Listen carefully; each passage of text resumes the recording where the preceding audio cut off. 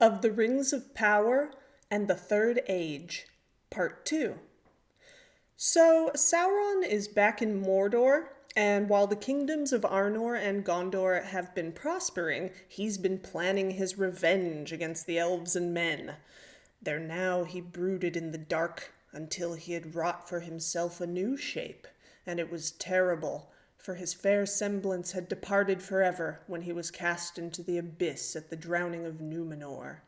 So now he's really just terrible to look at. He's been gathering his servants, which include evil men, some of whom are Numenorians who had settled in Middle-earth over the past centuries. He's preparing.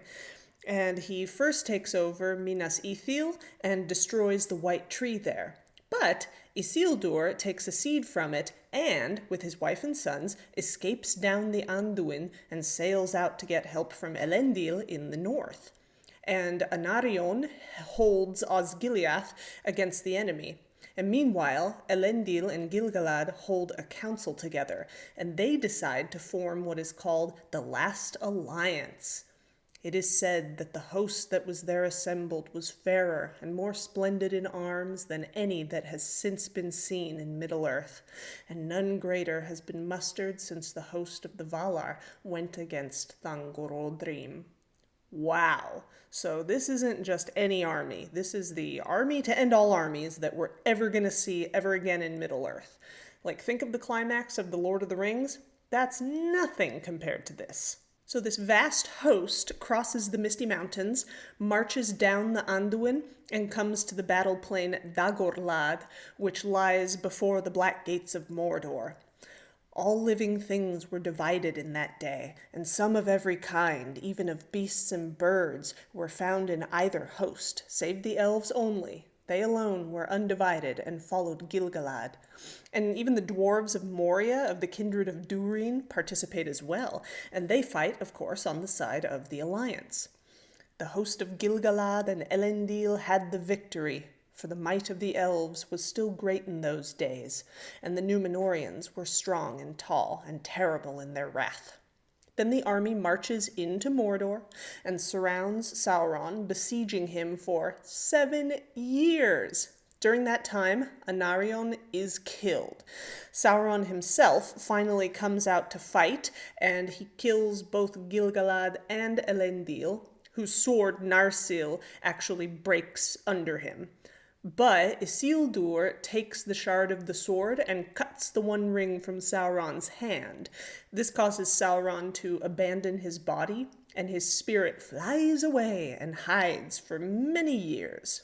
This marks the end of the Second Age. So the Second Age basically began with the destruction of Beleriand and the subsequent founding of Numenor, and it ends with Sauron's defeat in the War of the Last Alliance in 3441.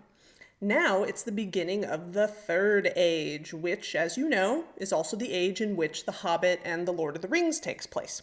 Anyway, Sauron's servants are dispersed, Minas Ithil is actually retaken, and the army of the west has knocked down the tower of Barad-dûr, although its foundations still remain intact. Many of the fallen, both elves and men, and orcs, of course, lie strewn across the battlefield. This place later becomes known as the Dead Marshes, where the ghostly faces of the soldiers peer out from the stinking dark pools. Tolkien later said in one of his letters that his description of this place in The Lord of the Rings is actually based on what he saw during the Battle of the Somme in World War I. Anyway, Isildur now has the One Ring in his possession, and he refuses to listen to Elrond and Círdan, who try to convince him to throw it into Mount Doom so that it can be destroyed, thus preventing Sauron from ever coming back. But the ring has a powerful hold on him, and he keeps it. He returns to Minas Anor, plants the seed of the White Tree, and puts Meneldil, Anarion's son, in charge of Gondor. Then he heads north in order to take up rule in Arnor. But a group of orcs attack him unawares in a place called the Gladden Fields. He tries to escape with the ring, which makes him invisible, as we know, but it betrays him by slipping off of his finger while he swims away in the river. So the orcs see him and they kill him, and then the ring disappears in the water. Only 3 people from his group actually survive, and they bring the shards of Narsil back to Rivendell, where Isildur's widow and youngest son have been staying. Elrond keeps the shards there and does not reforge the sword. Isildur's son takes the throne in Arnor, but because so many men died fighting in the war, there just aren't enough people to inhabit the land or maintain the places that were built. So, after a handful of kings later, the people of Arnor become divided into petty lordships, and they're easily defeated by their enemies. Eventually, they are reduced to a strange, wandering people, and everyone in Middle-earth mostly forgets about them. Except, of course, Elrond, who knows the identity of every father and son in the line of Isildur. This is basically who the Rangers of the North are, the remnants of the Númenóreans of Arnor. And of course, we know Aragorn is one of them, so this means that Aragorn is actually distantly related to Elrond. He's like his 60-something times great-grandnephew, something like that. Pretty neat, huh? So, even though the realm of Arnor is no more, Gondor continues on and even flourishes for some time. But eventually it too begins to wane. At one point, a plague comes over the Mountains of Shadow, and the people leave all the forts on the borders of Mordor, including Minas Ithil. Then, in the year 2002, the Nazgûl start to come back to Mordor to prepare the return of their master. They take over Minas Ithil and turn it into an evil place of dread, so that from now on it's known as Minas Morgul, or the Tower of Sorcery. Then Osgiliath, which in the waning of the people had long been deserted, became a place of ruins and a city of ghosts. But Minas Anor endured, and it was named anew Minas Tirith, the Tower of Guard. So the people of Gondor guard the land from all enemies, thus keeping the lands west of the Anduin fairly safe. Gondor continues to exist even after the line of kings ends, and the time of the ruling stewards begins. That's in the year 2050. And during the time of the ruling stewards, the Rohirrim come and settle in Rohan, a territory that used to be the northern part of Gondor. We know that they are allies with Gondor. So during all this time, we have Elrond in Rivendell. He always has the heirs of Isildur grow up there, and then he has them live out their old age there. This is not only because he's related to them, but also because he knows that in the future, one of them will rise up to become King of Gondor. In the Grey Havens, Círdan and his people build and maintain the ships that the elves in Middle-earth take to the Undying Lands when they become weary of the world. Hey, speaking of elves, let's see what happened to those 3 elfish rings of power. Well, their owners keep them pretty hush-hush. They don't like advertising who has them. But ever since the fall of Sauron, whoever has a ring is able to make their realm fair and beautiful and resistant to the decays of time. So Galadriel's realm of Lothlorien, it's fantastic. Gil-galad gave his ring to Elrond, so Rivendell is equally fantastic. But Círdan does not keep Narya. He eventually gives it to someone who he predicts will need it more, and only he, Galadriel, and Elrond know who that person is. Meanwhile, in the forest of Greenwood the Great, Thranduil rules his own realm. He's the elven king from The Hobbit, in case you didn't already know. Anyway, let's just back up a bit to the year 1000. An evil presence has begun to appear in the south of the forest. So the name of the forest eventually changes to Mirkwood. This shadow is, in fact, Sauron. He's returned from the wastelands of the east after his big defeat, and he has taken physical shape once again. He builds a fortress called Dol Guldur, where he does evil sorcery. But none of the wise, that is, the leading elves, know at first if it is actually him. They think it might just be one of the Nazgul instead. However, in that same year, the Valar send the Istari to Middle-earth in response to Sauron's return. The Istari are the wizards, and they are in fact Maiar. Remember that Sauron is a Maia too, so they're kind of the same level as he is. They were messengers sent by the lords of the West to contest the power of Sauron if he should rise again, and to move elves and men and all living things of goodwill to valiant deeds. Long they journeyed far and wide among elves and men, and held converse also with beasts and birds. And the peoples of Middle-earth gave to them many names, for their true names they did not reveal. So Gandalf the Grey is actually just his mannish name, but the elves call him Mithrandir, and his true name, as we saw back in the chapter Valaquenta, is actually Olorin. Saruman the White, that's his mannish name. His elvish name is Curunir, and his true name in Valinor is Curumo. And Radagast the Brown, his true name is actually Iwendil. And the other two wizards are just called the Blue Wizards, and they go east, so we don't ever hear about them in any of the stories. Of all the wizards, Gandalf is the most suspicious about the dark power in Dol Guldur. In the year 2063, he actually goes there, and Sauron runs away.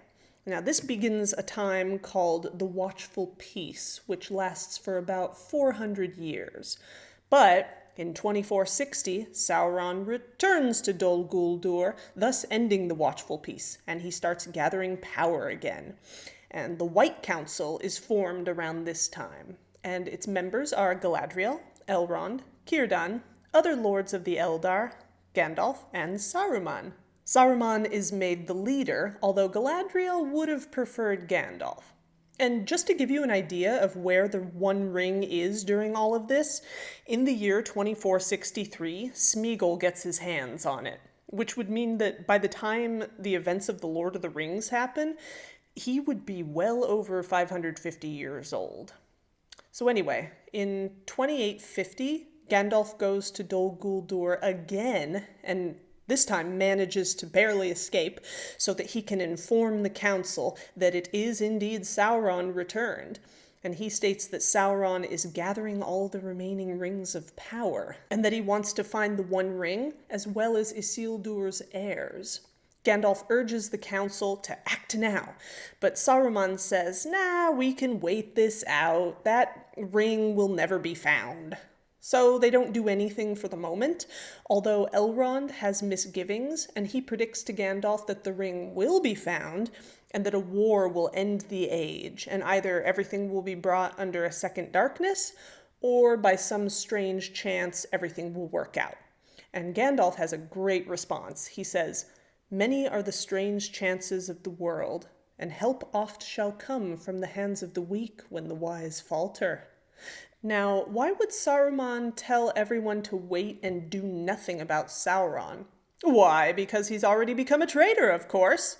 He actually wants to find the One Ring himself so that he can rule everyone, and the only way the ring will reappear is if Sauron is allowed to become more powerful, so that the ring will be drawn to him and reveal itself. So if they were to oust him now, the ring would remain hidden, right? And meanwhile, evil is just oozing out of Dol Guldur, and Sauron starts sending his minions to search for the ring in the river. The White Council is called again a while later, in which they debate ring lore. Gandalf urges everyone to act now, because Sauron may soon become so mighty that he won't even need the One Ring. He controls the 9, which the ring wraiths possess, and he has 3 of the dwarven rings. And this time Saruman is willing to help the council oust Sauron from Dol Guldur, because he doesn't want Sauron's servants to keep searching for the ring in the river. That way he'll have a chance to find it himself. So the White Council finally drives Sauron out of Dol Guldur in 2941, the same year in which all the events of The Hobbit occur. But Sauron saw this attack coming from a mile away. He leaves Dol Guldur only to arrive in Mordor, where the Nazgul have gotten everything ready for his return.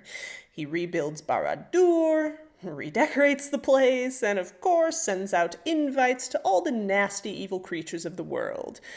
In the year 2953, the White Council meets for the last time, and Saruman withdraws and isolates himself inside Isengard.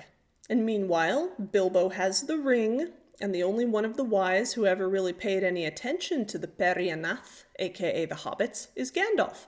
Now, Gandalf suspects that this ring is indeed the One Ring, so he has the Dunedain help keep watch over the Shire. But, as we see in The Lord of the Rings, Sauron finds out about it, the Nazgul go to the Shire, the hobbits escape, there's a fellowship, battles, a war, yada yada, you know the story. Anyway, the One Ring is destroyed, and Sauron is defeated in the year 3019 of the Third Age of Arda. But the age doesn't actually end until the keepers of the three elven rings depart Middle-earth: Elrond, Galadriel, and Gandalf. Yep, Gandalf. He was the one to whom Círdan gave Narya. And now that the three rings have lost their power, the world suddenly seems old and gray to the elves.